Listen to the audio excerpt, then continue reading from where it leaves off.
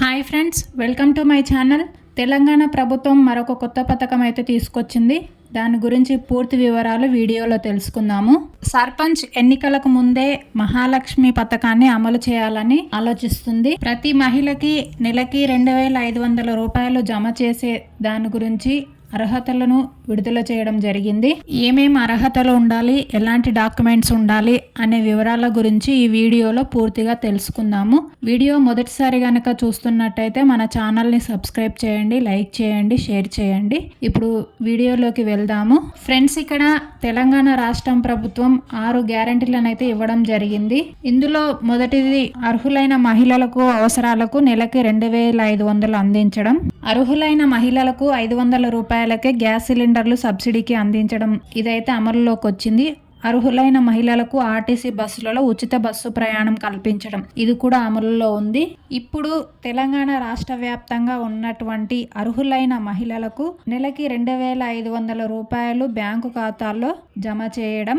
ఈ పథకాన్ని సర్పంచ్ ఎన్నికల కంటే ముందుగానే ప్రారంభించాలని తెలంగాణ ప్రభుత్వం ఆలోచన చేస్తుంది. దీనికోసం అయితే ఈ కింది అర్హతలను జారీ చేయడం జరిగింది. ఇక్కడ చూసుకున్నట్టయితే మహాలక్ష్మి స్కీమ్ 2025 పథకానికి సంబంధించిన ముఖ్యమైన అర్హతలు ఈ క్రింది విధంగా ఉన్నాయి. మహాలక్ష్మి పథకానికి సంబంధించిన అర్హతలు ముఖ్యంగా మహిళలు తెలంగాణ రాష్ట్ర నివాసితులై ఉండాలి. రేషన్ కార్డు కలిగిన వారు మాత్రమే అర్హులు. కుటుంబంలో ఒకరికి మాత్రమే అవకాశం. గవర్నమెంట్ ఉద్యోగం చేస్తున్న వారు, ట్యాక్స్ కడుతున్న వారు ఈ పథకానికి సంబంధించి అనర్హులు. కుటుంబ సంవత్సర ఆదాయం 2 లక్షలకు మించి ఉండకూడదు.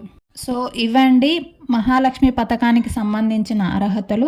ఇప్పుడు దీనికి కావాల్సిన డాక్యుమెంట్స్ ఏవో చూద్దాం. మహాలక్ష్మి స్కీమ్ 2025 పథకానికి సంబంధించిన ముఖ్యమైన డాక్యుమెంట్స్ ఈ క్రింది విధంగా ఉన్నాయి. ఏంటంటే Aadhaar card, ration card, bank ఖాతా వివరాలు, ఇన్కమ్ సర్టిఫికెట్, భర్త ఆధార్ కార్డు, నివాస ధృవీకరణ పత్రాలు, గ్యాస్ కనెక్షన్ పత్రం. ఇక్కడ మీకు ఏ బ్యాంకు ఖాతా ఉన్నా కూడా పర్వాలేదు.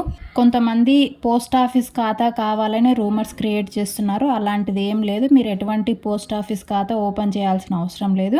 ఇంకా ఇన్కమ్ సర్టిఫికెట్ అయితే తప్పనిసరిగా ఉండాలి. గ్యాస్ కనెక్షన్ కి సంబంధించి మాత్రం మీ దగ్గర ఉంటే పెట్టొచ్చు, లేకపోయినా పర్వాలేదు. అప్లికేషన్ విధానం అయితే ఇంకా ఎలాంటి వెబ్సైట్ ఓపెన్ కాలేదు, ఎలాంటి ప్రాసెస్ కూడా ఓపెన్ కాలేదు.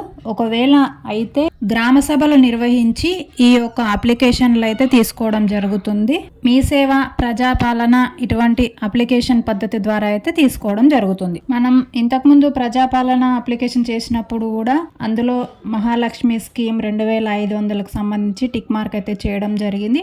అది కూడా పరిగణనలోకి తీసుకుంటారు. ఇంకా కొత్తగా ఎవరైనా అప్లై చేసుకునే వాళ్ళు కూడా ఇప్పుడు మీ సేవలో కానీ వెబ్సైట్ ఓపెన్ అయినప్పుడు కానీ అప్లికేషన్ చేసుకోవచ్చు. సో ఫ్రెండ్స్, ఇది ఇవాల్టి వీడియో నచ్చినట్లయితే లైక్ చేయండి, షేర్ చేయండి, సబ్స్క్రైబ్ చేయండి. Thank you friends. Thank you so much.